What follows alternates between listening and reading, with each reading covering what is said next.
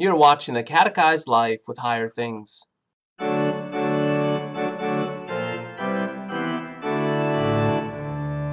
let's talk about the Sabbath, the third commandment. The third commandment says that we're to honor the Sabbath by keeping it holy.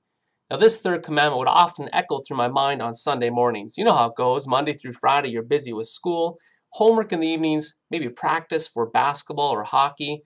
And then weekends, Friday and Saturday, they're busy with all sorts of things. And then you get to Sunday, and that's the day you want to sleep in. Stay in those pajamas, eat those Fruit Loops, and just sleep in all the way to NFL Countdown.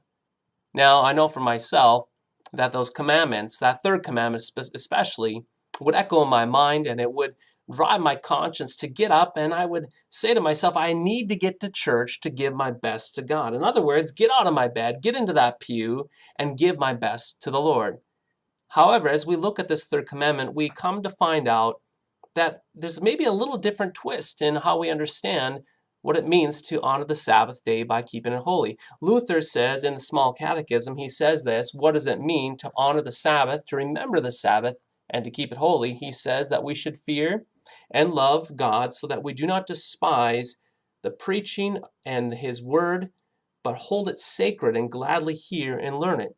In other words, the Sabbath, remembering the Sabbath, is about going to church not to give your best to God, but to receive God's best for you. It is a time for us to set aside just this time in the midst of all the busyness of life to go and be receivers, to let the pastor preach Christ into your ears, to receive the body and blood of Christ upon your tongues, to hear that the Lord is good for you.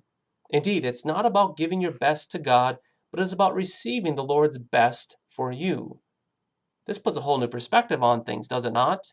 That remembering the Sabbath is about receiving God's word. In fact, this is the life of the Christian. It is one of receiving God's gifts. We are merely one beggar pointing other beggars to come and receive the warm bread, the free warm bread for all of us. Thus, remembering the Sabbath is all about receiving God's gift, setting aside a time, especially on Sunday mornings, to receive corporately with your brothers and sisters in Christ, Christ who is good for you. This is the Catechized Life with Higher Things.